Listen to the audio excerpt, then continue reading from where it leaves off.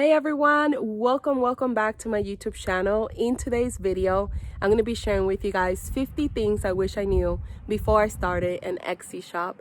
And this video is value packed with so much information. So whether you are new on Etsy or you are a seasoned seller, this is the video for you. So make sure that you watch all the way till the end. Now, if this is your first time visiting my YouTube channel, consider subscribing. I do upload weekly videos to help you grow an impactful online business. And don't forget to hit that notification bell so you'll be the first one notified of any new videos. So let me know at the end of the video if you enjoyed it by liking and leaving a comment below. So let's head over to my computer to get started. All right, so let's go ahead and talk about the 50 things I wish I knew before I started selling on Etsy. So tip number one is you don't have to be great to start, but you have to start to be great. And the reason why I put this as number one is because many of us as Etsy sellers or first-time business owners, we start to overthink the process of starting a business. And we start thinking about all the things that we need. We need a license to sell. We need a checking account for a business account. We need this, we need that, we need an LLC. And then by the time we actually start the Etsy store, it's like 6 months in. So my biggest advice, at least on the Etsy platform, is get started and learn as you go.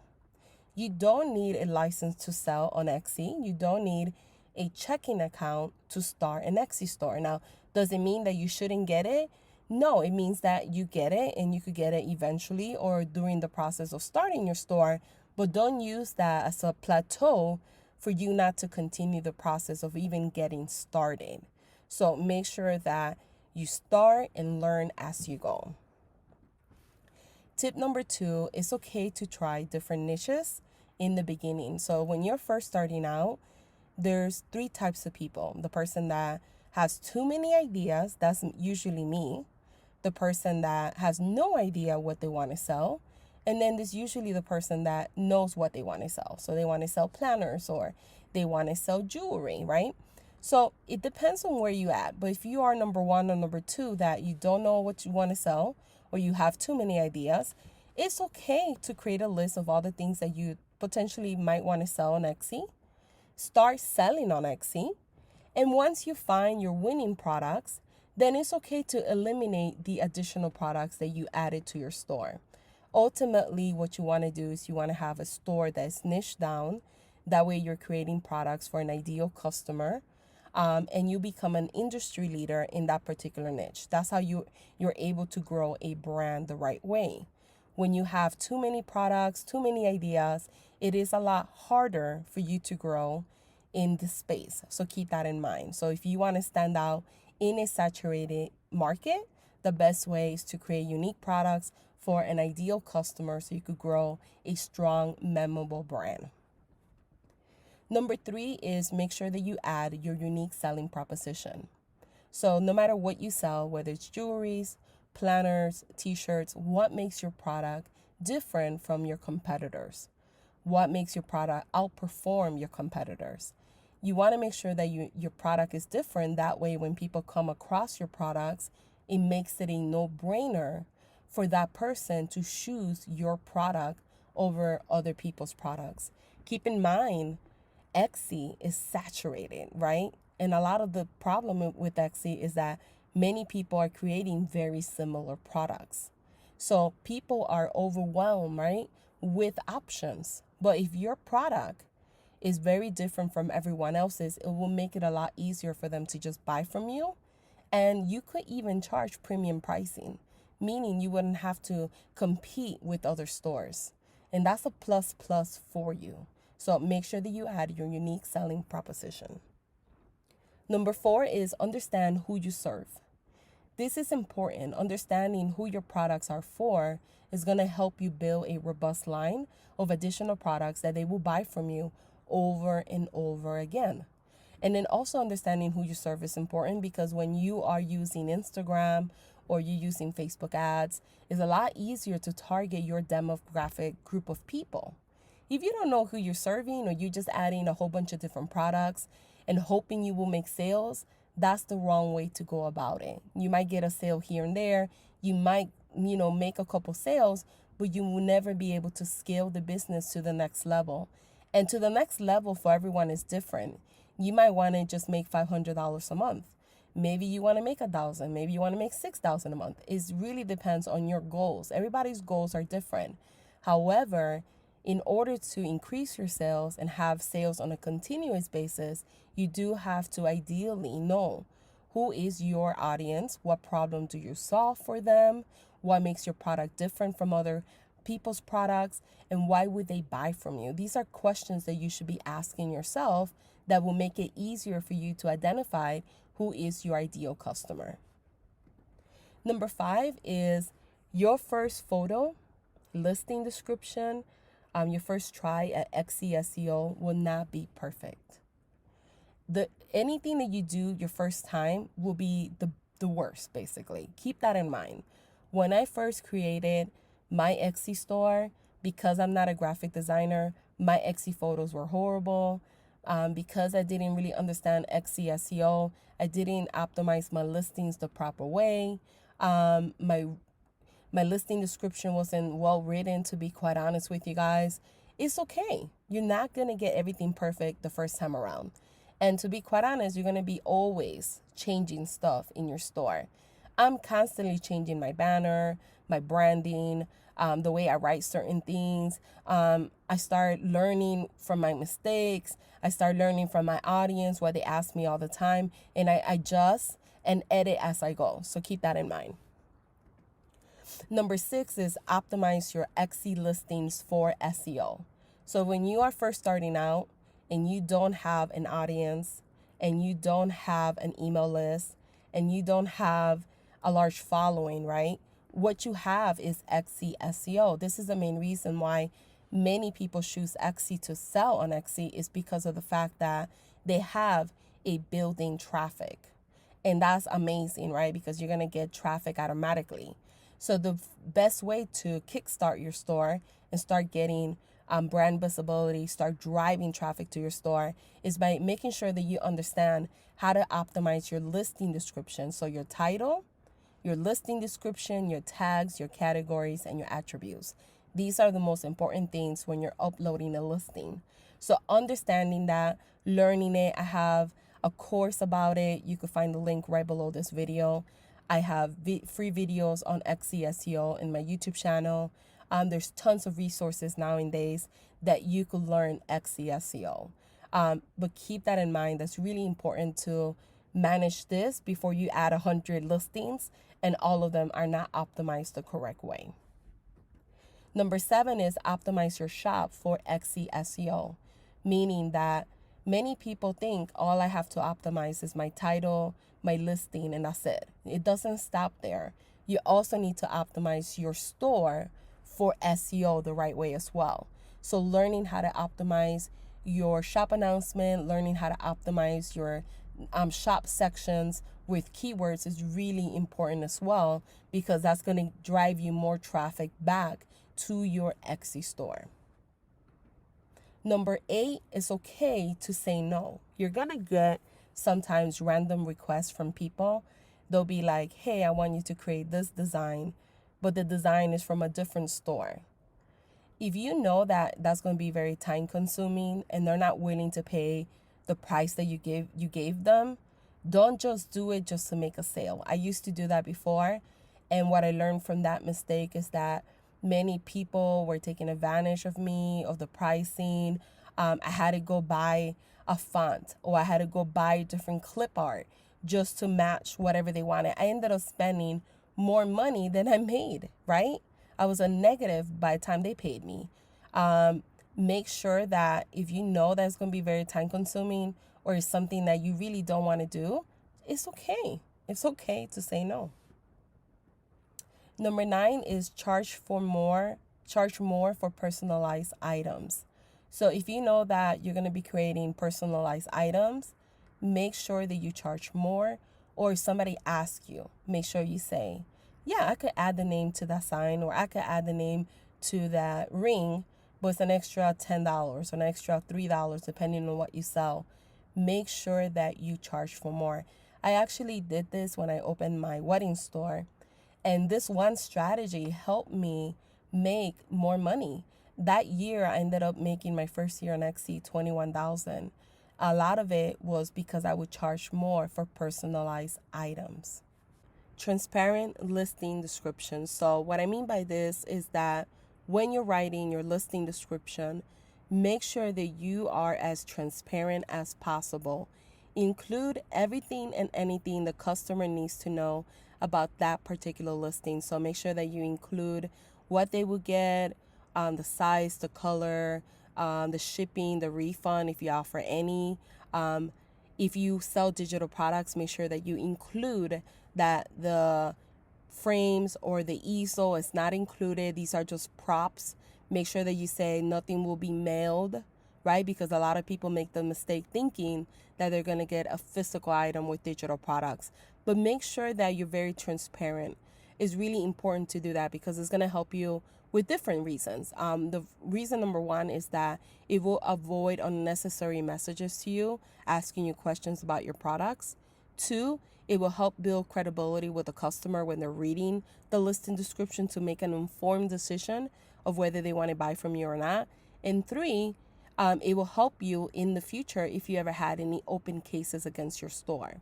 So just make sure that you take your time to be very detailed and explain everything they need to know. Number 11 is it's important to understand people don't read. Majority of people that have purchased from my store that have gave me a bad review is because they never read the listing description where I say I only sell digital products. Nothing will be mailed to you. If you need to print it out, you could do it here, here, and here. I mean, I have so much detail. I explain how to buy it, how to download the file, where to get it printed out, and I still get bad reviews occasionally because people don't read. So don't take it personal. Don't feel like you're the only shop in the world that that's happening to. It happens to many people, whether they sell digital products or not. It happens. But the sooner you realize this, the easier it will get when you get those people, and the more you'll be able to diffuse the situation, talk to them in a calm, manner way that you won't escalate like I used to. So keep that in mind. Number 12 is open cases. If you get an open case, do not freak out. I used to freak out. I used to think this is the end of my shop. My shop is going to get closed. Oh my God, what should I do? Should I go ahead and give the credit? Don't do it. If you know that you did everything in your part correctly, you have helped the customer, you have explained everything to them, they have the particular item already, but they still want to open the case against you, make sure that you're very detailed on the case. Like you put in all the detail, all the screenshots, all the conversations you have, tracking number. If you're selling digital products, send proof that you actually email them the product, or Google Drive that they actually, downloaded it through Google Dropbox or whatever software you're using. Make sure that you're very detailed with your answers and wait. It's going to take a long time as well.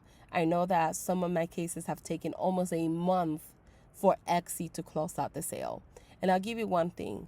A lot of times Etsy will close out the case, give the customer credit from their behalf. They won't take it from my money because I didn't do anything wrong. And that's it. And end of the story. But just wait it out. Don't rush into giving a credit when you didn't do anything wrong from your end. Number 13 is keep all conversations on Etsy. What I mean by this is that if you sell something to a customer and maybe they message you on Instagram, because sometimes that happens, let them know, hey, by the way, please email me on Etsy. If you sell digital products and you email them a file that was too large to upload on Etsy, or maybe you did Google Dropbox and they're messaging you on your email, make sure that you put in there, please let's have this conversation on Etsy. You want to keep all conversations on Etsy. That's how Etsy wants it. Those are their rules. Are they against you emailing the customer? No, because I have asked this question personally because a lot of my files are over 20 megabytes. And they're okay as long as you email them and that's it. That's all you're doing. After that, all conversations have to be kept on Etsy. So keep that in mind. Number 14, have a work-life balance. This is really important. This is something that I personally have neglected in 11 years. Just recently, last year, I started doing more for myself. And I started doing more personal things like doing 30-minute workouts, making sure that I'm prepping food so I could eat healthier, making sure I'm drinking more water, making sure I'm taking more breaks, making sure that I'm unplugging from social media and taking necessary breaks from there as well. And understanding I can't answer every single question. I used to stay up to 4 in the morning answering every DM, every Twitter, every YouTube comment, and it was affecting my health. And I had to realize that until I could afford a team of my own, that people could run my social media, that people could answer questions for me all the time. If you are a solopreneur like myself, meaning you do everything yourself, you don't have help, you are your customer service, you are the product maker, you are the crafter, you are the SEO, everything, right? You do everything yourself. You need to have a work-life balance. You need to be okay with, you know what, I need a break. I need to work out. I need to spend time with my family and enjoy it. And also be okay to say I need time for my business as well. It's okay if you are a mom, but you want to run a business. There's a stigma on if you're a mom and you have a business, you're neglecting your family. No, you're not. It's okay for you to be a dad and want to run a business, or a mom, or whoever. It doesn't matter who you are.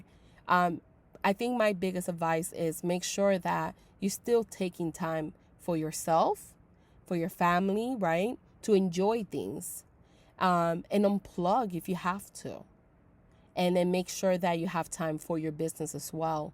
And that will make you happy on the long run, especially if you're not making money or you're first starting out, which can be very hard in the beginning, you know, because it's something new, you're trying to work it out and you're not making money. And if you're not doing anything that makes you happy and then that's not working out, it is almost like very overwhelming. So keep that in mind, making sure that you balance it out. You set time. You say, you know, from 11 to 3 in the afternoon, I'm going to work on my business. And from 3 to 7, I'm going to dedicate it to my family. And from like 9 to 11, I'm going to eat, work out, do some meditation, whatever your form of meditation is, right? It could be working out. It could be reading a book. It could be taking a long nap. It doesn't matter as long as you feel good inside and you're mentally healthy as well. Number 15 is get rid of the to-do list. I used to have this problem where I would create a list of 50 things. Today's Monday. This is the 50 things I have to do. And if I did 30 out of the 50, I would feel like a loser. I would say, well, I didn't do everything I needed to do. I wasn't productive. Well, doing 30 things out of 50 is very productive. So what I have realized, the best thing that I do now is that I do a list of 6 things. 3 are the 3 things that will propel my business. What can I do every single day? There are 3 things that will help me grow my business in general.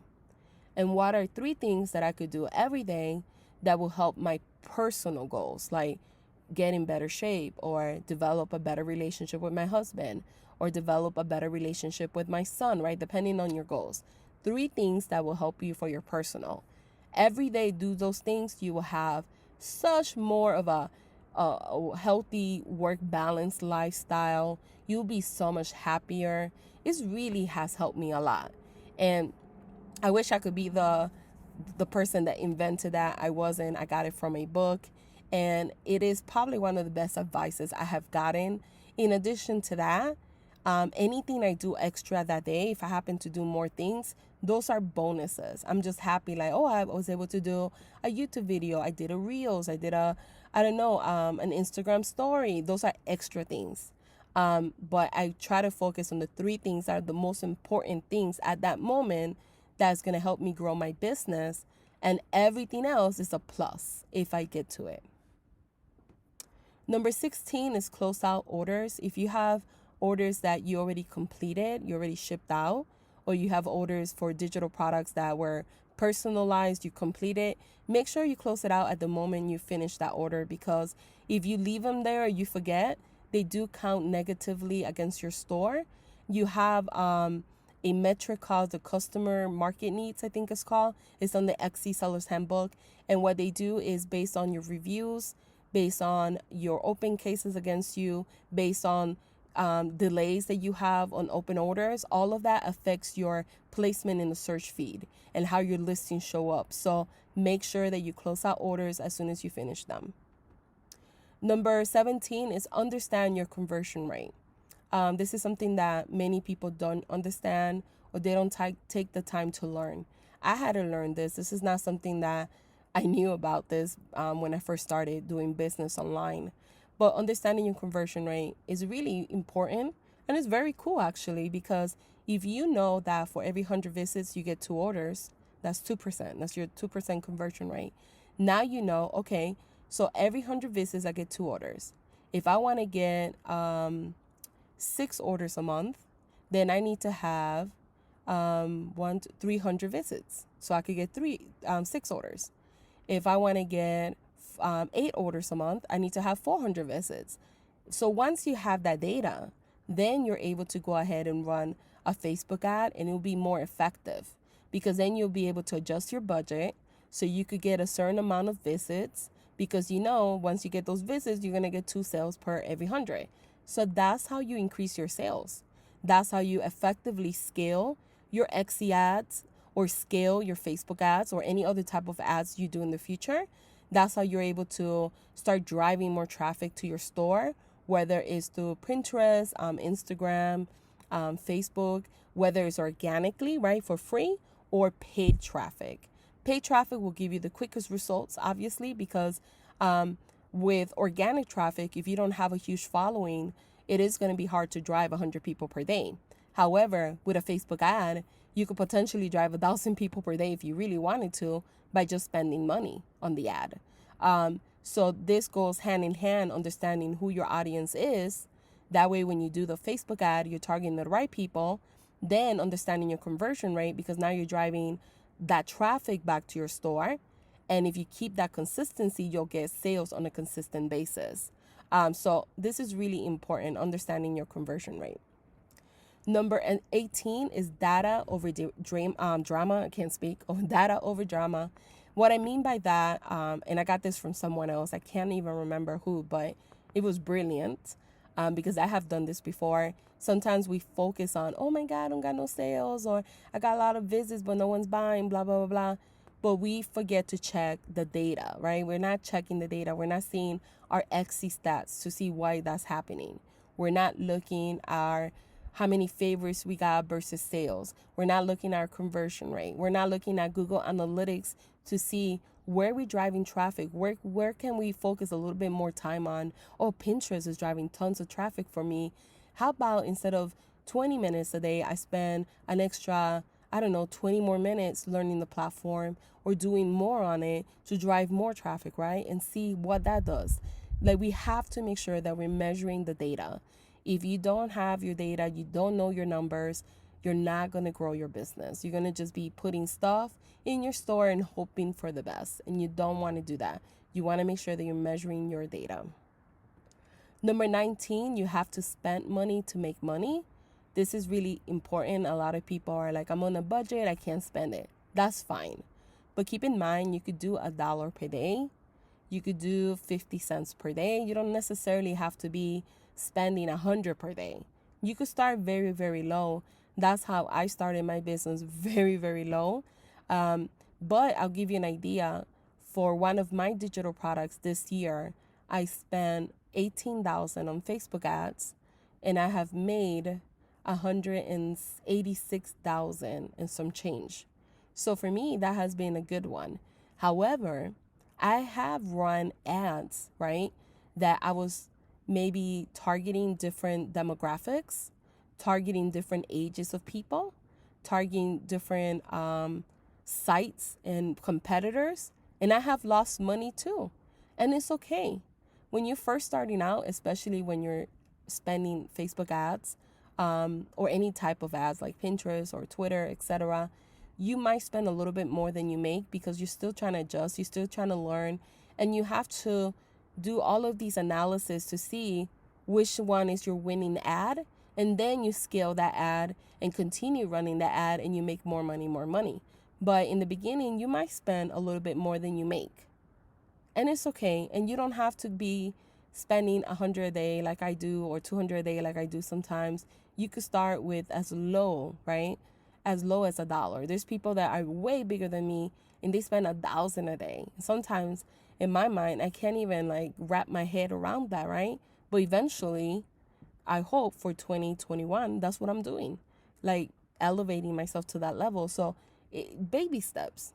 Baby steps. This could be $1 a day, $1 every other day, etc. Number 20 is Facebook group and forum advice. I'm saying this with all due respect. I'm not perfect. I'm human.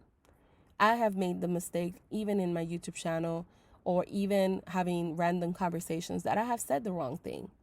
We all say the wrong thing once in the blue moon, right?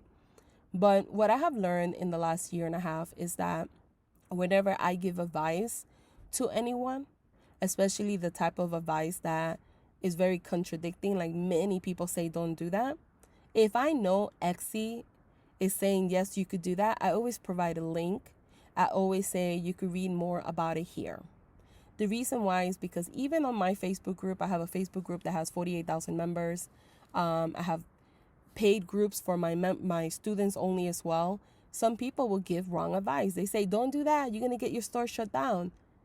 And what I try to do now is whenever I give advice, I give the link. I say, you could read more about it here. Why? That way the person is getting the right advice. There's a lot of people in groups and forums giving bad advice. So if you ever go in there, don't panic. Don't start changing everything in your store until you confirm if that advice that person gave you is valid, whether it's coming from me, whether it's coming from another Exy coach, or whether it's coming from a random person that you don't know. Make sure that you validate it, especially if you feel, right, in your gut that, I think that's wrong. Always validate it. There's nothing wrong with that. And just ask them also, hey, you go ask me, hey, do you have that link? And if I have it and I could find it, I always provide it. Just be like, yeah, do you have the link that I could verify it? Because I thought it was otherwise, or I thought, don't fight with the person, don't argue with them, because sometimes you might be wrong too, right? You might be like, no, you can't do that. And then you're like, oh, wow, I've done that, right? I have learned lessons like that someone showed me the link and I'm like, oh, wow, this must be new. I never knew about this, or Exy must have changed this, or this is something that I've never read before, right? We don't know everything. But try to get advice from people that are always providing you proof, a link of some sort, or have a little bit of credibility. But even with credibility, we make mistakes, right? But this is what I have learned, and I try my best now, even in all my videos, to provide a link to something. If it's very contradicting, and I know a lot of people are going to ask me otherwise, or is going to leave a comment saying, no, you can't do this, I always leave a link just to be 100% sure that what I'm offering to people is what Exy wants, not what Nancy wants, not my opinion, but something fact from Exy. So keep that in mind. Number 21, always learning. You have to be adaptive. When you have a business, you have to be able to say, I'm always going to be learning new things. I'm open to new ideas. I'm open to new strategies. I'm open to using TikTok, or I'm open to using Instagram, or I'm open to do this type of marketing strategy, email list, etc. You have to be willing to learn new things. It's just being adaptive to things. It's going to happen. Unfortunately, I'm a very structured person. I'm an introvert. I don't like change. When I'm, even when I go to the same restaurants, I order the same food because I don't want to order something else and be disappointed. That's the type of person I am. I'm very boring. My husband tells me that in the sense of eating, I'm very boring. And so I understand when it comes to learning new things, it can be like, God, another feature, another thing I got to learn. But sometimes those things help you propel your business. I know when Instagram Reels came out, I was like, oh, I got to do that now. And then I started doing it, and my post went from 300 likes and maybe 200 views to 3,000 views and like more likes and more comments. And I was like, okay, it works.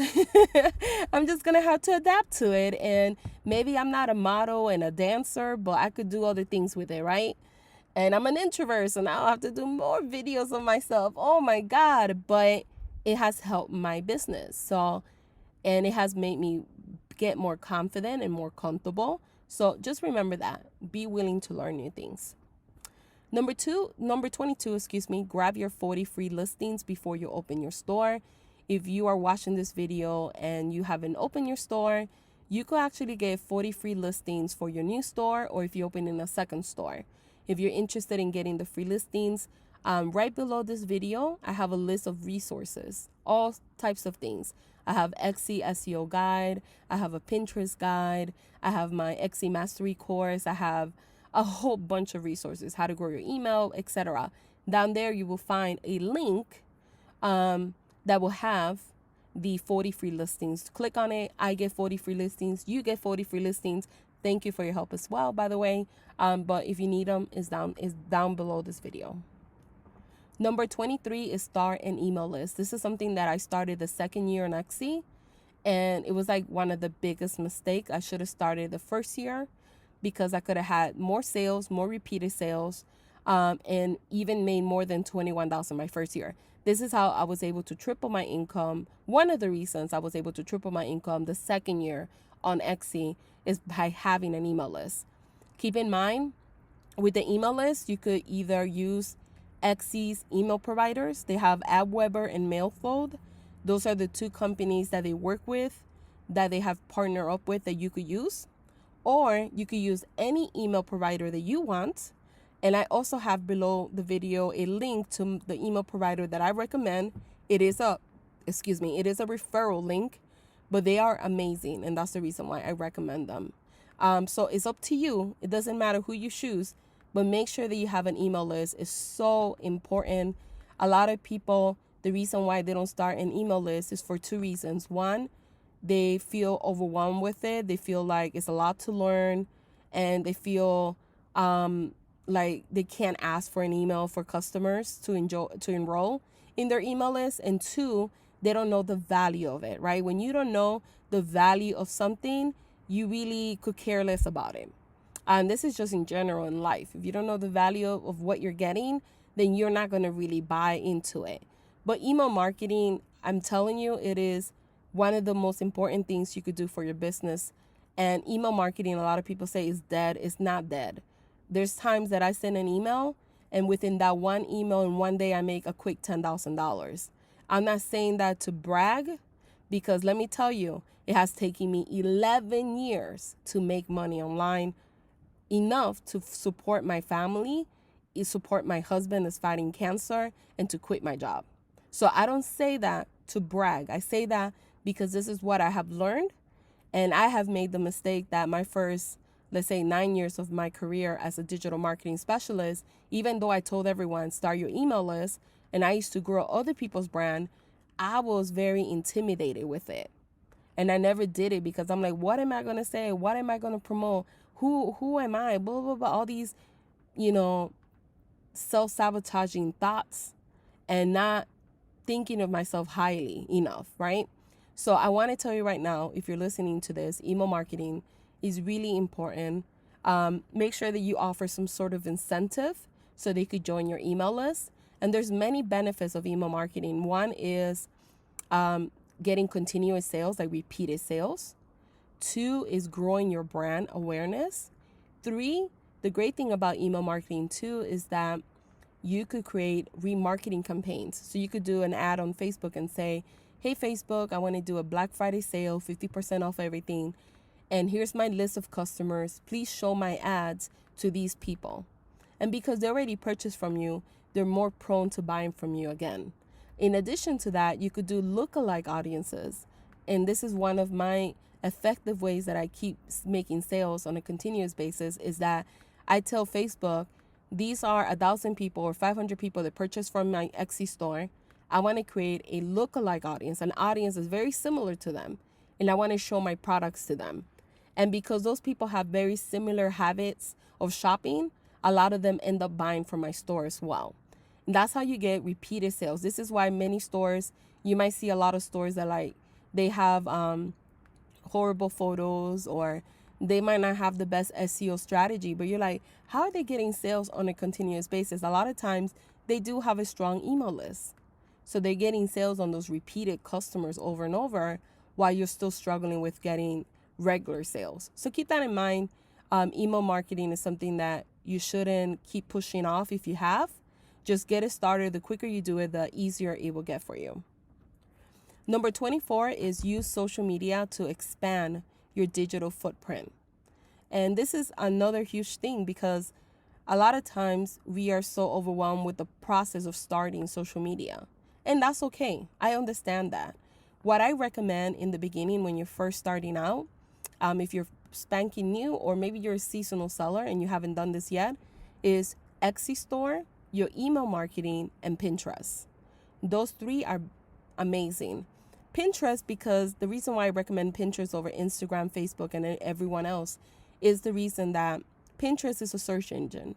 It's really easy for people to find your products on Pinterest. You could do it all organically. You really don't have to even spend any money on Facebook ads, to be quite honest. And the great thing about Pinterest is that you start seeing results and start driving traffic right away. When you use like Instagram, it takes a little bit more time. You have to build your audience, you have to build trust, you have to provide more value in your feed. Pinterest, you could promote your products all the time.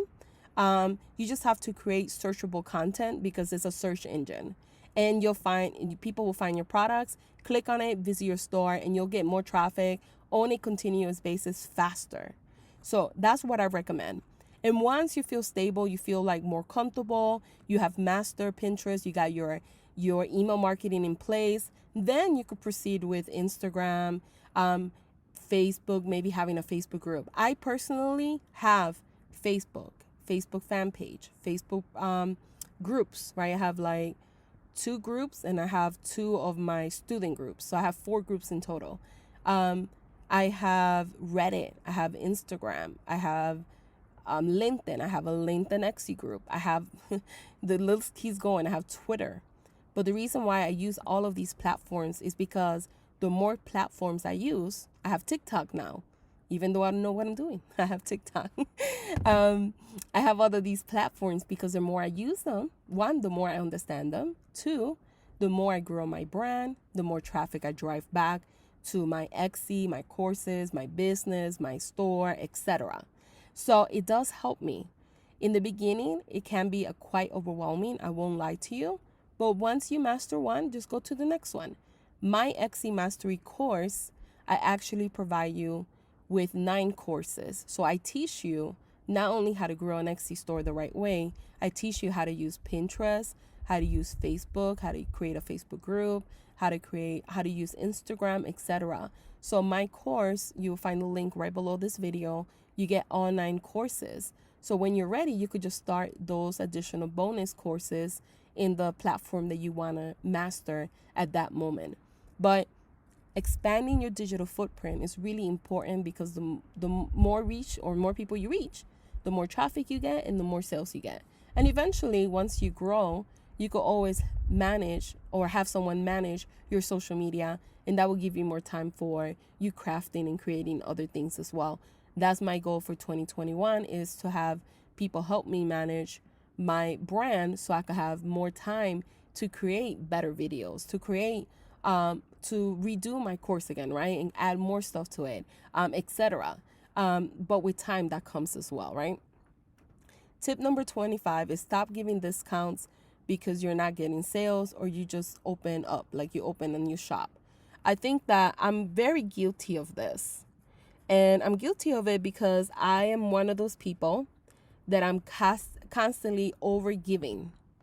And I have been told by many coaches and other people that I admire that are way bigger than me, tell me I'm doing too much. For example, my YouTube channel, as an Etsy coach, I have the biggest YouTube channel. I have over 600 videos on my YouTube channel right now. And if you were to look at my competitors, they have like 60, 30, 40. And some of them are as big as me. And I think for me is understanding that it's okay to provide a lot, but then it's okay to also not give all you have and worn yourself out, right? And I don't mind providing value as much as I can. And a lot of it is because you're learning. So for me, it was more of a learning curve. I did videos. I'm like, oh, I could make that better. I could help more people. I could do more free critiques. I could do this. I could do that. And that's just who I am as a person. And what I have learned is that I have shortchanged myself many times in my Etsy coach career and before that. And if I could give you one advice from what I have learned for what I plan to do differently next year, is that stop giving discounts just because you're not valuing your work, all the stuff that you're doing. And ultimately, all of us, including myself, we're running a business because we have to provide for our family. Even if you don't have a family, you're just yourself. It's fine. You're providing for yourself. The ultimate reason why you created a business on Etsy is to be profitable, is to make money. And if you're constantly giving a discount, lowering your prices because you didn't get a sale, a lot of times that just leaves you with bad customers sometimes. Customers are complaining, but you just reduce the price like 75%. On top of that, sometimes you don't even get sales after you give discounts. The better strategy is, how can I make my product unique and different that I don't have to give discounts? And I could charge premium prices because I know that they can't find this product anywhere else. What makes me different from everyone else, from my brand, my competition? And on top of that, right, how can I make more sales in a way that, why am I not getting sales? Excuse me, that's what I meant to say. So you need to evaluate your listing and see, is it the photo? Do I need to improve the photo? Is it the listing description? Am I missing information in there? Or is it that maybe you didn't optimize your listing for SEO, so therefore you're not driving traffic, and now you think that in order to get traffic, you have to, or in order to get sales, you have to reduce your pricing. But you never checked if your SEO is right or not, or if you optimize it correctly. Do you have your tags and your title and tags? Do you have your tags in the actual listing description? So do this first. Make sure that you look at your product and you be critical. Am I creating a product that's unique? Am I making sure that my SEO is done correctly? And once you fix all of that, or let's say you know that you have all that fixed, then maybe consider, okay, maybe my prices are too high. But before you do that, or before you disqualify yourself and say, I'm not good enough, check. Because sometimes we are good enough. It's just that we don't have that mindset. We don't believe it ourselves. So it's easier for us to say, my product is not good enough, when it probably is better than other customers' product, other people's products, right? So stop giving discounts just because. Make sure that you find the root of the issue first, fix that first, test it out, and then go from there. Number 26 is, when in doubt, rely on Etsy's handbook. Take it upon yourself as an Etsy seller, as a business owner, that if you need help, especially if it's something very delicate, it's okay, like I said earlier, to go to a Facebook group and ask questions.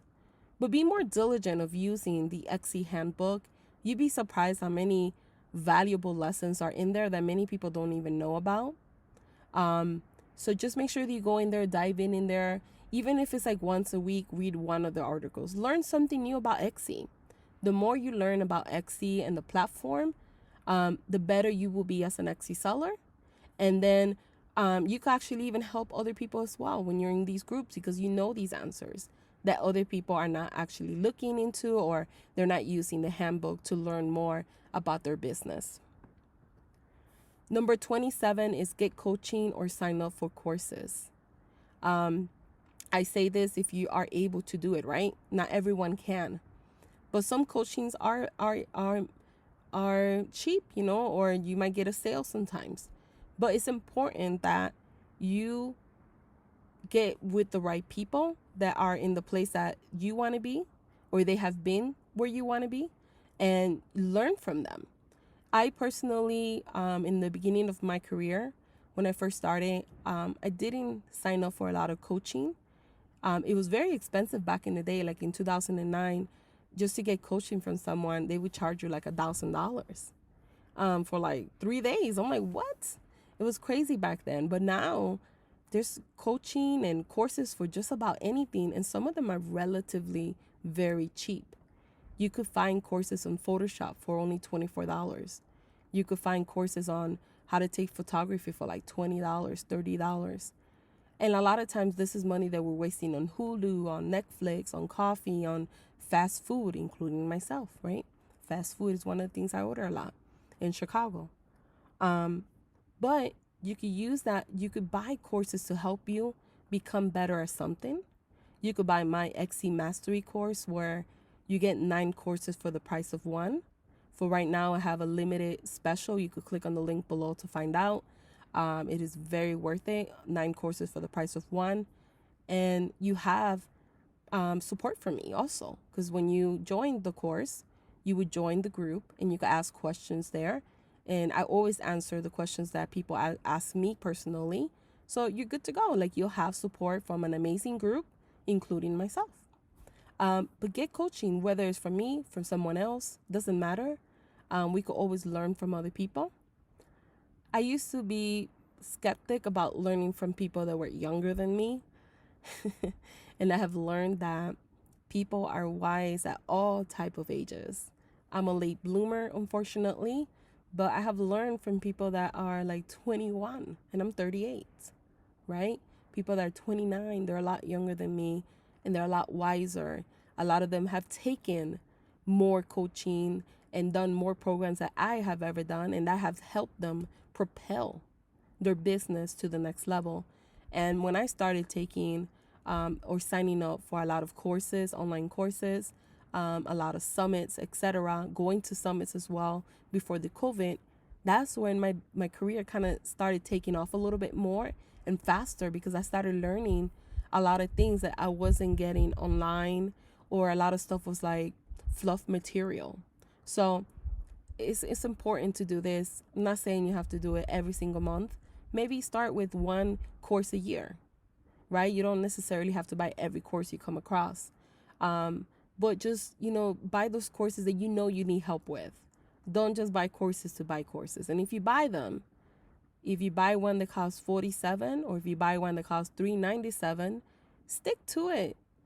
A lot of times people buy cheap courses and because the price is cheaper, but they don't even complete the course. They never open it.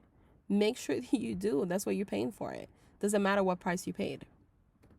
Number 28 is validate your product ideas. So whenever you're creating a product and you think you want to sell a product on Etsy, you need to validate it. You need to do market research. You need to find out, do people make money on this on Etsy? Is it profitable? Am I going to make money? Is it easy to make? Is it something that I'm going to enjoy doing? Etc. But you need to validate your product ideas. One of the worst mistakes you could do is create a store, just add a whole bunch of different products, wing it, and hope for the best. Don't do that. Treat it as a real business. Treating it as a real business is doing market research, is doing keyword research, is validating, does this product sell, is looking at it and understanding, is this a seasonal product or this is an evergreen product? Does it sell year round or does it sell 3 times a year? You need to know this information, because that's what will determine how much income you will make, how much effort you have to work, when is the busiest time you will have to work, etc. So validate your product ideas. Number 29, always upsell products to increase sales. This is a strategy that helped me also along with the email marketing, to make or triple my income the second year.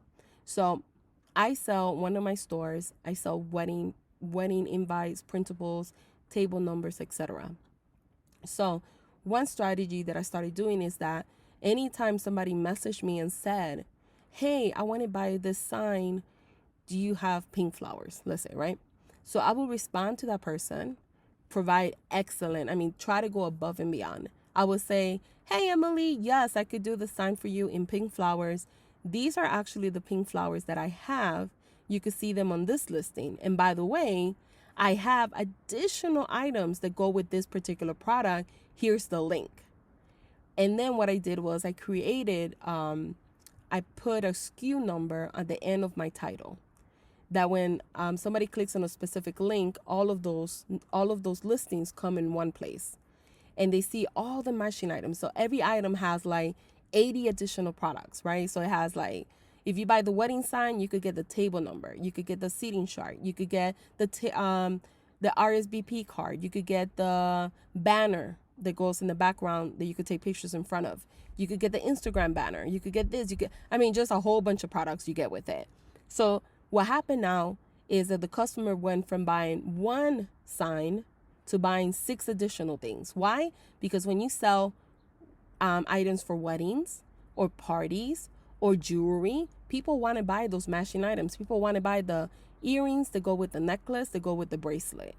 So when you give them that option, you say, by the way, I have all of these options. 1, they buy more from you. 2, they feel like, well, I could get everything in the store. I'm done shopping. I don't have to shop around and make sure all of them look the same. I have everything already done. That's what made me different from my store. That's what helped me increase my sales drastically. And I'm not saying every single person you tell them, hey, by the way, I have more products, they're going to buy. But I would say out of 10 people that I send them the link, 6 purchase more. Even if it was one more item. Even if it's one more item, that's one more sale you didn't have. And a lot of times they even ask, hey, if I buy 7 products, I'm interested in buying this, this, and this, and this, can I get a discount? I would say, yeah, why not, right? They're buying 6, 7 more products. Yeah, I could give you a 10% discount. What's that going to kill me? You're making me more money, especially because I sell digital products. So it's a lot easier. I know that with tangible products, it's a little bit harder to give discounts. But if they're buying multiple things, you might want to consider it. But always upsell products that will help you increase sales. Number 30 is download the Etsy seller app. This is a big one. For majority of us, I'm not saying every single person in the world has a smartphone, but for most of us that are fortunate enough to have a smartphone, download it. You're not going to be able to do every single thing with the phone. But for me, the purpose of downloading it is answering customers right away. I have it on. I get the notification when somebody says, hey, I want to order this. I have a question. I could answer them right away, and people buy from me. One of the things I have learned is that the faster I respond to people, the quicker they buy from me. If you take too long, they'll send you a message and 5 other people a message, and then whoever answers first gets the message. So instead of doing that, make sure that you respond right away so you could take advantage of that sale. And it does help you get more sales. Tip number 31 is provide excellent customer service even at stressful times. This is so important. It will help you get repeated sales.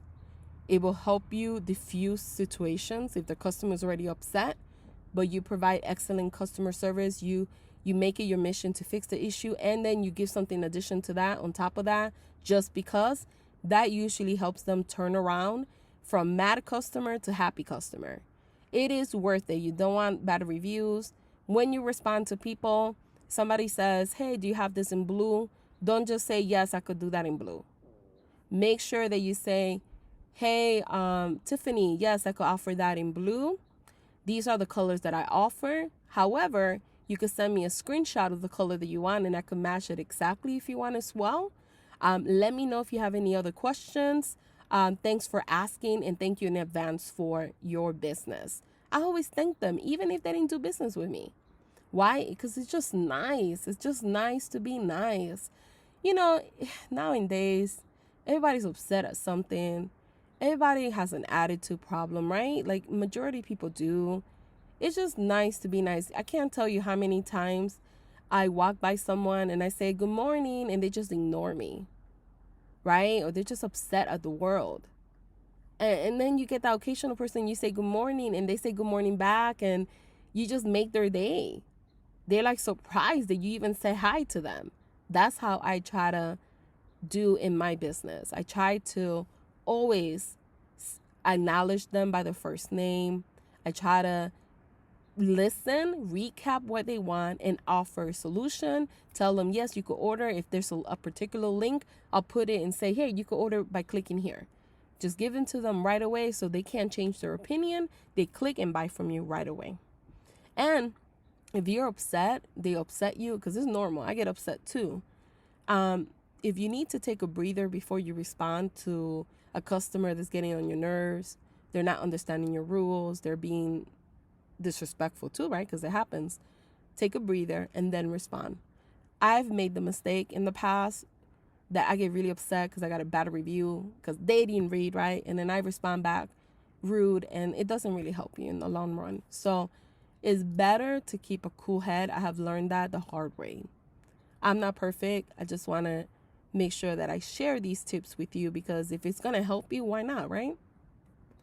Tip number 32 is pay attention to your reviews. This is something I have learned the hard way as well.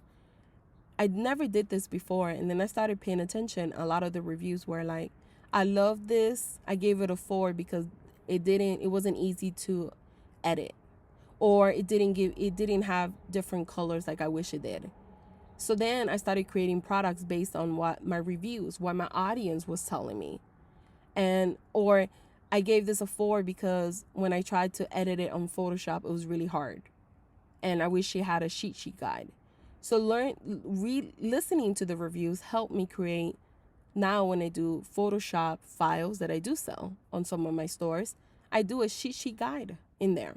Some of them come with a video tutorial. I do a little quick video that is only they could see it with the link, and it shows them step by step how to edit. And a lot of people are like, oh my God, that was so easy because of the video. And it helps avoid frustrated customers that want to give you a bad review because they couldn't figure it out. And it helped me get better reviews also. So pay attention to your reviews. Number 33, getting lots of favors but no sales. So if you're getting this, if this is one of your problems, you see a lot of people favoring it, not buying. So the photo is not the problem, because when you're getting favors, that's an indicator that people are liking that photo or they like that product. But if you're not getting a sale, it could be one of the two. One, you're lacking information on the listing description. It could be 2, that you're showing that to the wrong people. Maybe you're not targeting your target audience through your SEO. And the third thing that I should mention also is that a lot of times people are overwhelmed. I said this in the beginning when I was talking about your unique selling proposition. People might like your product, but they might be like, well, I saw this somewhere else for cheaper. Let me like it and go over there and see if I find it. They have options. We have options, right? Nowadays, when we buy a computer, let's say I'm buying a Mac, I might go to Best Buy, see the price there. I might go to Apple, see the price there. I might go to Micro Center, that's a store in Chicago, see how much they sell it there and see where they give me the best price. And then I go there and buy it, right? We have options. People are overwhelmed with options. So they might favor it and not buy at that moment. So it's your job to make your product very different and have something very unique that when they see it, they'll buy right away. And it's also your job to capture that person's email. That's why it's important to have an email list, because not every single person that goes to your store is going to buy the first time around. They might go to your store, look at your products and leave, and then you will never see them again. But if you capture their email, then you could repurpose that email, right? Or not repurpose, excuse me. You could remarket to them again that product or other products in your store and get them to buy from you the second time around or the third time. Maybe the first time they didn't buy. Not every single person. I wish that, for instance, I have a webinar for the month of November. I want to say over 5,000 people register. I wish 5,000 people would have purchased from me. Out of 5,000 viewed the page. I think, I'm thinking on top of my head, but I want to say 900 people register, and I had like 252 people that joined. But imagine if all 5,000 people that actually clicked on the ad or the link or wherever they found me, took the webinar and signed up. Imagine I'd be a millionaire right now. I wish, but not everyone is going to do that. But the people that did register, I captured their email, right? So if they don't buy now, I could remarket to them later, or maybe build trust with them, and eventually in the future they buy from me. You have to do the same for your store. Keep that in mind. You have to do the same for your store. That's the same one. I apologize. Number 35, stop asking for followers. This is a big one. I think that I see a lot of people saying, follow me on Instagram, follow me on Twitter. They have the little link. But it's more important if you ask for an email. A follower is great, but a follower, a like is not going to pay the bills and it's not going to make you sales. So it's better if you tell the people, hey, by the way, join my email list. You get incentives, stay updated with new listings, updates, sales, etc. Get that email. Once you have the email, then you could cross promote your Instagram account. Then you could cross promote your Facebook account. Then you could say, hey, by the way, we are on Instagram. Please follow us here. Or we are on Facebook. Please give us a like. That's what I do. Once I get the email, then I say, I'm on YouTube, I'm here, I'm there. And even sometimes I don't tell people right away I'm on YouTube unless they know me that I'm on YouTube. I give them resources and tools and try to build that trust before I push them off to like something and they don't even know you. If they don't know you and like you, most likely they're not going to give you a follow, unfortunately. If they like you, they know you, they trust you, they know that you provide value on whatever niche and topic you talk about, they're more prone to follow you, right? I'm the same way. If you like my content and I see you always interacting with my content, I'm going to give you a follow back for the most part, to be quite honest with you. A lot of them are the same people that have been following me for a very long time, and I'm so thankful. There's one lady, Mary Mooney, everywhere I go, she leaves me comments on YouTube, on my I feel like she's my number one fan, and I love that about her. She's so giving to me. And if she ever asks me for anything, any question, I'll be quick to answer to her. Why? Because you tend to do that, right? You will do that probably as well. So keep that in mind. People are not necessarily going to follow you right off bat, especially if you're first starting out. If you have something very unique, different, great content, and they happen to click on it, they might, right? But in the beginning, try to provide more value and try to get that email. That email is better, is way better. Number 36 is beware of sites like Fiverr. I'm not saying don't buy in Fiverr. I buy in Fiverr. I have bought music from there, intros, all these little things like that are great. But one thing I have noticed lately a lot, especially in my Facebook group, is random people going in there promoting their Fiverr services saying, oh, I could get you 1,000 targeted traffic. It's really scammy in my opinion.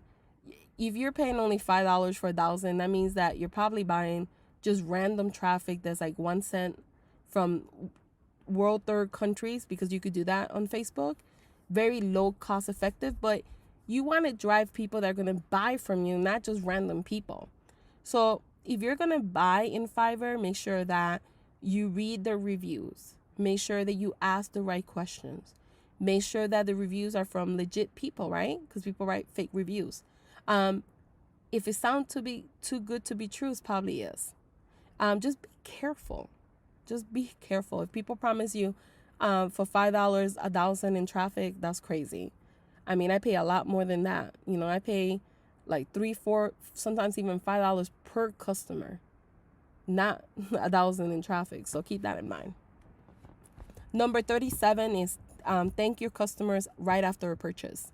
So this is on the Etsy's handbook. I want to clarify right away. They have the do's and don'ts of communicating with Etsy buyers. That's the name of the article. And they suggest, and I agree, this is a strategy that I use because of that.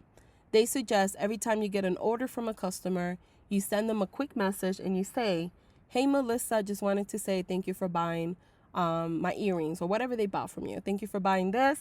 Your order should be approximately shipped on the 9th.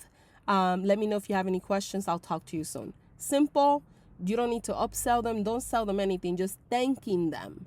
This is going to help you get repeated customers. It's going to be a very pleasantly surprise for them. But Etsy recommends it. I do it and it actually works for me. I know many people are going to argue with me and say, no, you shouldn't do that. It's spam. It's annoying. Yeah, for some people, it can be annoying. There are going to be customers that might not like it, right? But you're not doing anything wrong. It's not against Etsy's policy. They actually encourage you to do it. And on top of that, you're going to get those customers that love that. I'm one of those people. I'm an introvert. I like small talk. I don't like long talks.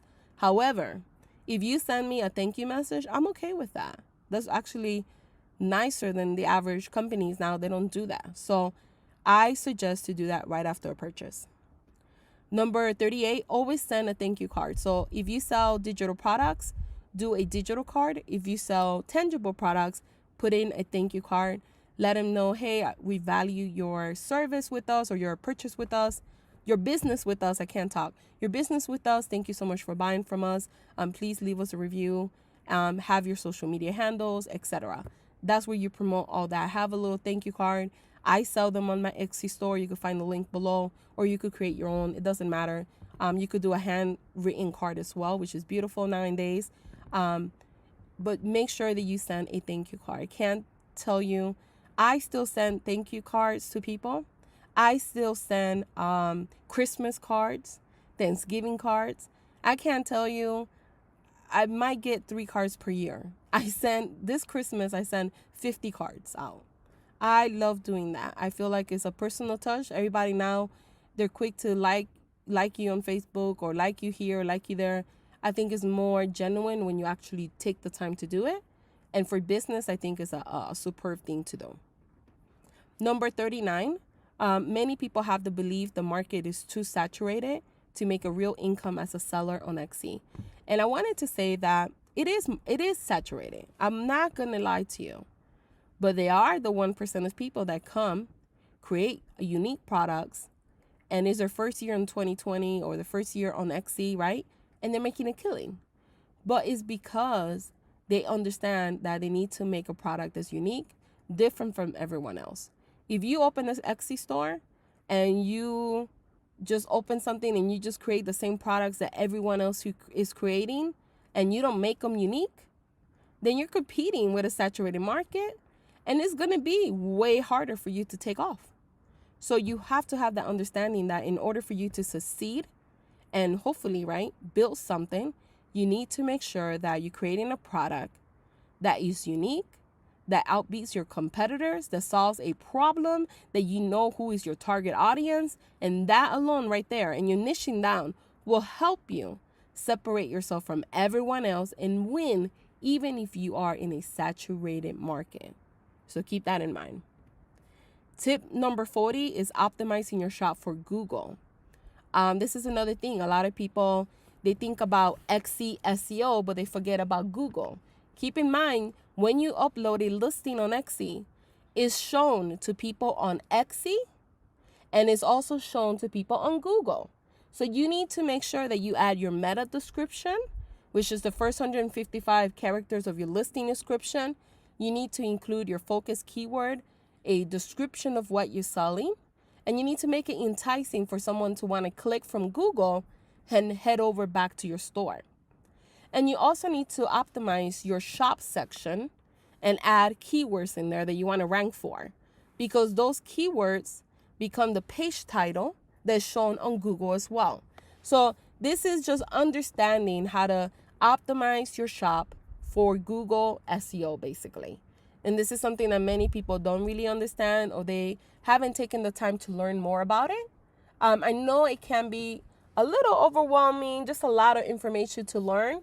But, trust me, the more you do it, the more you take time to learn these things, the easier it will get for you. The easier it will get for you to understand how to properly optimize your store, not just for Etsy SEO, but also for Google. So keep that in mind. Tip number 41 is stay focused. I know it's so hard to say, oh, I want to add this product and I want to do what they're doing and I want to add this. And you see another person that maybe open a store and they're doing really well and you want to do that as well. I go through that. I have a YouTube channel. Sometimes I'm like, oh, I want to talk about personal development and I want to talk about this and that. And then I always have to say, okay, if I do create a video, I have to make sure that it serves my audience right now, which is Etsy sellers. I can't just do a video about Amazon because that's not my audience. And even though I want to do one because I've done Amazon before and I know a lot of tips about it, maybe majority of my followers are not going to watch it. So I always have to stay on my lane and be like, one day I will expand my YouTube channel. But as of now, it's important for me to stay focused. And the same for you. You got to stay focused and stay on your lane. I know it's really easy to get distracted and want to do like 20 different projects, open 5 different stores, but it gets really overwhelming to run one shop. Imagine running 5 shops. Only do it if you know that you know already that the other stores are going to lack some of your time, because eventually one will be like the main store and the other ones will be like, maybe you're making a little money here and there, but they're not going to propel as much because you can only stress yourself so much. Number 42 is give it time. A lot of times we've been on Etsy for 2 weeks and we're about to quit. We're ready to quit. This doesn't work. I ain't making sales. Only my family purchased, or no one has purchased, not even my family. Give it time. I would say, in my opinion, 6 to 12 months before you give up an idea. Give it 6 to 12 months of consistent work, not 6 months, but you only did 5 hours in that 6 months. 6 to 12 months of consistent work, and if it doesn't work, then you go to the next idea. And then whatever you learn there, you apply towards your next store or your next business, etc. But give it 6 to 12 months. Number 43 is take time to understand Etsy's algorithm. This is really important. Understanding wherever you promote. If you're promoting on Instagram, understanding Instagram's algorithm. Every platform has a different algorithm. Some of it is very similar and some of it is very different. And Etsy's algorithm is understanding when you list a new listing, it gets a listing quality score, and based on how people interact with that listing, whether they like, buy, and purchase, that's how you get a higher listing quality score. If no one buys, that's how you get a low listing quality score, and your listing is buried in the search results. Understanding that if you don't have your shop policy completed, your About Me completed, your store does lose search ranking in the search results. This is how the algorithm works. These are stuff that Etsy talks about. These are stuff that I cover in my course, but these are stuff that many people don't know. Understanding how it works. A lot of people, all they do is list new products all the time because they know that they're going to get that little temporary boost of Etsy SEO. So they feel like that's a strategy to always get sales, but ultimately they get burned out and then they don't get no more sales. A better strategy is fixing your Etsy SEO. A better strategy is building a memorable brand. A better strategy is using social media to kind of scale your business. So just understanding how Etsy's algorithm works is really important. So whether you take my course and I teach you there, or whether you go and look it up yourself, make sure that you are diligent enough to learn how it works. Number 44, stop comparing your shop, yourself, etc. This is a topic that I could relate to a lot. I'm guilty of comparing myself. I'm Hispanic, as you probably know. I have an accent. And one of the most comments I get is always about my accent. On YouTube, on Instagram, I get messages too, like people email me stuff. And some people are very lovely. They're like, I love your accent. I'm Hispanic too, or I'm from the UK, or I'm British, or I'm whatever, right? I love that. They relate to me, they understand. Some people don't have an accent and they still say, I love your accent. Some people are able to bypass my accent and pronouncing certain words that I can't pronounce or that I try to, right? But they might not come off the right way. And some people, still say, regardless of your accent, I love your content. You help people, you help me, etc. And then there's people that are really mean, go back to Puerto Rico, or this is America, or, I get a lot of hateful stuff too that could potentially hinder me to stop creating content, to stop running my business, because you get self-conscious. But I'm only sharing this not to get pity from anyone. It's just to share with you that we all have doubts of ourselves. We all could compare ourselves to someone else and say, oh my God, their store is bigger, they make more sales, their product look better, their photos look better. When they do videos, oh my God, they're so pretty. Whatever it is, stop comparing yourself. Stop comparing your store. Maybe it's not something like that, like physical or the way you sound. Maybe you're comparing yourself based on sales, right? Well, maybe they have more budget. Maybe they're doing Pinterest ads. Maybe they have an email list. Maybe they have a website already established. Maybe they had their business established already and they came to Etsy to just make more money, right? We don't know that unless you do extensive research on that person. A lot of times when I get people tell me, this is my competitor, how come they get more sales than me? I do extensive research. I'll go and do research on that company, and I come back and tell them, did you know they have a YouTube channel with 50,000 members? Did you know they have a Facebook group with 30,000 members? Did you know they have a Pinterest account? They get 1 million impressions per month. Did you? And then they're like, wow, I didn't know all of this. I'm like, that's why they're driving so much, because they're kind of established a little bit more than you are. So of course they're going to be driving more than you. That doesn't mean that you can't get there. So stop comparing yourself. Do the research. It's okay to look at other stores. It's okay to get inspired, but don't doubt your ability. Okay? Don't doubt your ability. Number 5 is, don't treat social media as a giant billboard. Provide value, educate, share your story, and inspire. What I mean by this is that your Facebook or your Instagram account, shouldn't be every post something that you're selling. Think of it as a place that people go to find information. And when people, like, there's something called the journeys buyer purchase, right? And it's 3 stages. One is awareness, the second one is evaluate, and the third one is purchase. So when people are first finding for maybe they have a problem, right? At first, they don't know what their problem is. They're in the awareness stage. The second stage is evaluate. They know their problem. Now they're trying to research and find a solution for their problem. The third one is they already done all the research and now they're ready to buy. You need to understand that. So in order for me to sell on a continuous basis every month, my course, in order for me to sell products in my store, I have to provide content that solves a solution.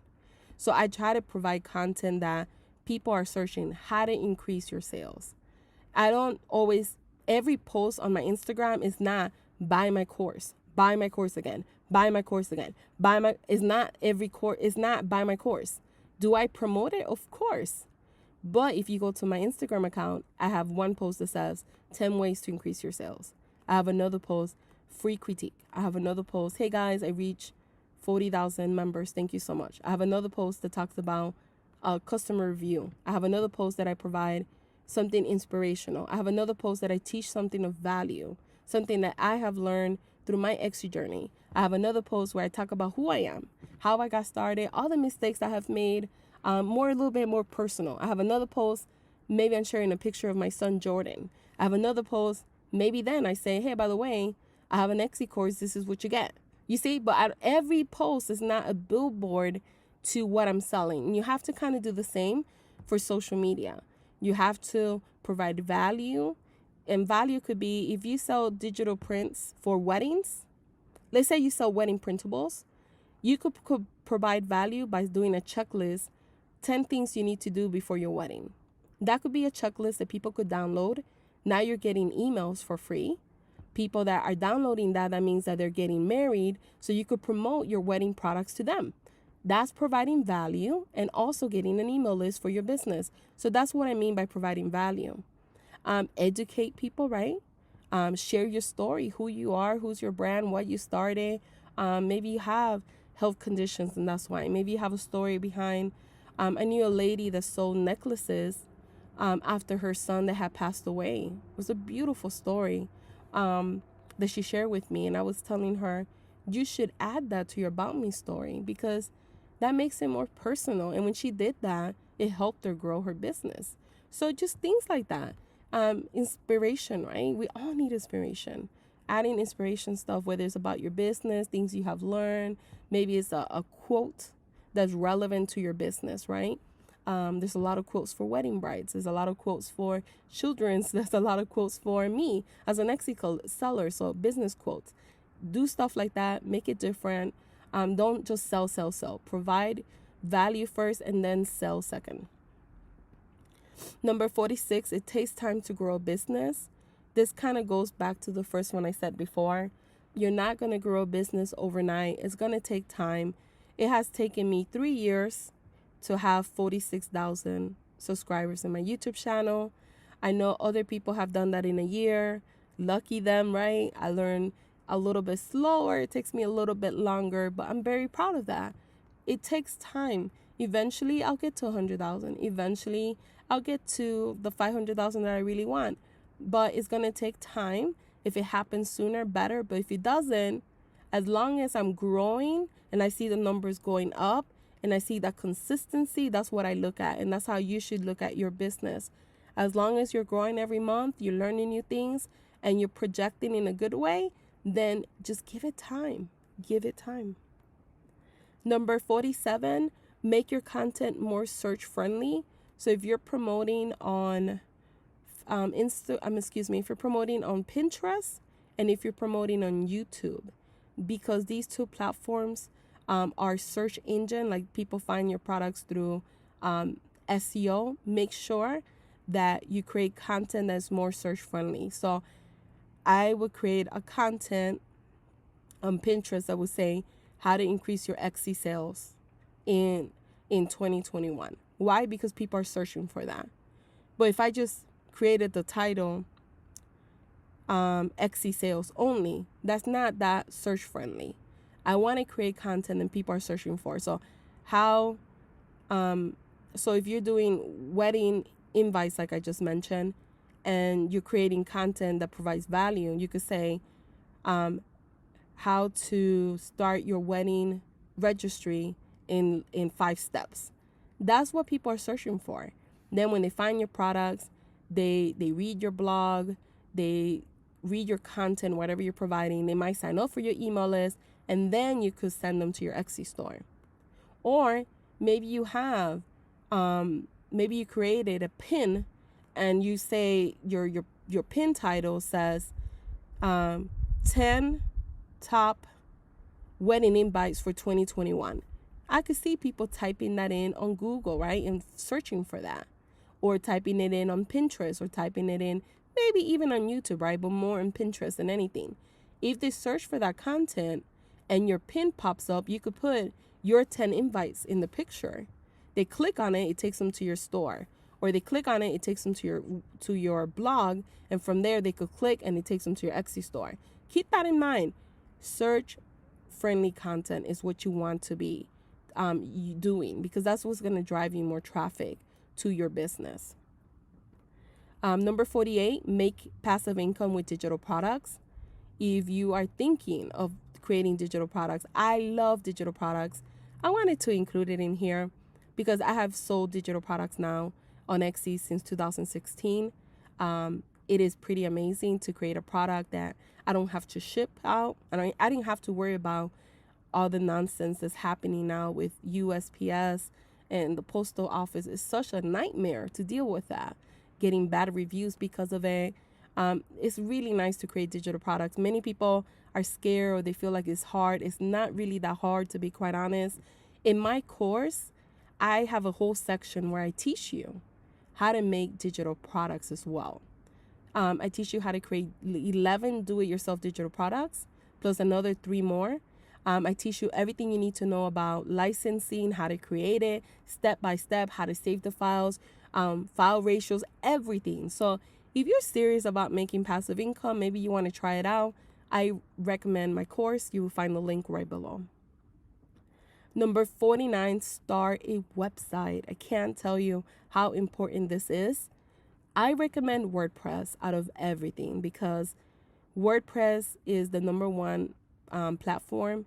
They have all the plugins. You could customize it any way you want. You could add anything you want. And that's why I recommend it. A lot of free websites, they don't give you a domain that you could pick from. A lot of times they do their own advertising on your website, which I don't like. And a lot of them, eventually, like Wix is a great starting platform, but eventually you run out of room because they're very limited in certain things. And then you have to transition to WordPress. And that's a headache having to migrate. It's just easier just to start with WordPress. And I know that it could be time consuming and you're like, oh my God, that's something else. It is it does have a learning curve. I won't lie to you. However, it is worth learning it if you're willing to have a profitable business. On top of that, I have a company I work with. It's right below this video. They actually built your WordPress for you and the prices are very cheap. So, and they work with Etsy sellers. So keep that in mind. So if you're interested, you will find that right below this video. If you can't find the link, leave a comment. I will give you the link. You could go to their site. You could read their reviews. You could read everything and decide from your own. But if I had to recommend, do WordPress, whether you do it with them, you do it yourself, or you hire someone. But start a website is many benefits. One of the main benefits too, not to be negative, but if your store ever got shut down on Etsy, you have your own website with your products in there. You don't have to start from scratch. And it's a good practice to have your own website. It does make you look more professional. And you could drive more traffic through blogging, amplify your reach. You could grow your email list a lot easier than it is on Etsy because you could do little pop-ups. You could add it to all of your articles. It's a lot easier to grow your business. So start a website as soon as possible. And the last one is you either win or learn. I wanted to leave you with this because whatever you do, whatever you decide to do, passive income with digital products, you create a store selling jewelry, you create a store selling candles, it doesn't matter. Even if you don't win, meaning like you don't build a successful store right away, you learn. There's no failure. Everything you're learning right now, eventually when you have that successful store, you're going to say, wow, I am here today because of all the stuff I did wrong or all the mistakes I made or all the tribulations I went through. This has been the story of my life. If you only knew my background, everything I've been through in life, you will be like, wow, I amaze myself sometimes, not to brag, but just as a person in general. You have to, right? You have to think about yourself that way sometimes, because if you don't think of yourself that way, no one else will. And a lot of times you don't get the support that you really need from your family and members because they don't know what you do. They don't understand it. They don't understand that, for instance, right now I'm sitting in a car recording this video because I was in my mother-in-law's house and they came from a walk and they decided to ring the doorbell to let me know that they're coming in. So I had to restart this whole video again. My son is crying because he doesn't want to wash his hands. My father-in-law goes to the bathroom right next to the office, flushes the toilet. I could hear everything while I was recording. And guess what I had to do? Come back outside my car, sit in the car, put the window down because in Georgia right now it's a little hot, and record a video that has taken me another hour or whatever change. I've been doing this now. My throat is dry. But if I explain this to them, they don't get it.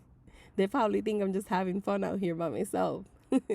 Right? So you have to think about yourself that way, and you have to think, okay, this didn't work out for me, but I learned a lot. How can I apply everything I learned to my next business?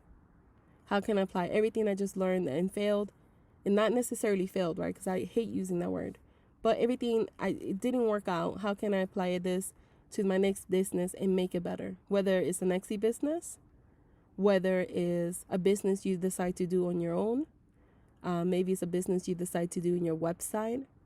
Maybe you decide to do YouTube, become a YouTuber like me, or you decide to do website and sell your products through there. It doesn't matter.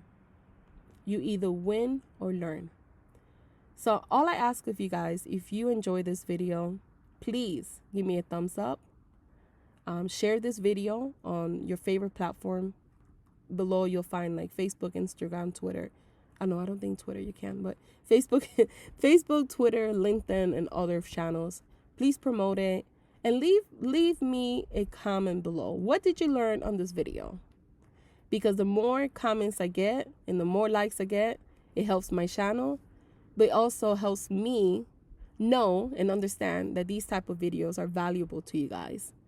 And if they're valuable, I plan to do more of these, but not just for Etsy, but maybe teach you 50 lessons on Instagram, 50 lessons on, Pinterest that I learned, and I could show you step by step. So if you enjoy this video, let me know, because that way I could create more videos similar to this that will help you guys propel in different areas of your Etsy business.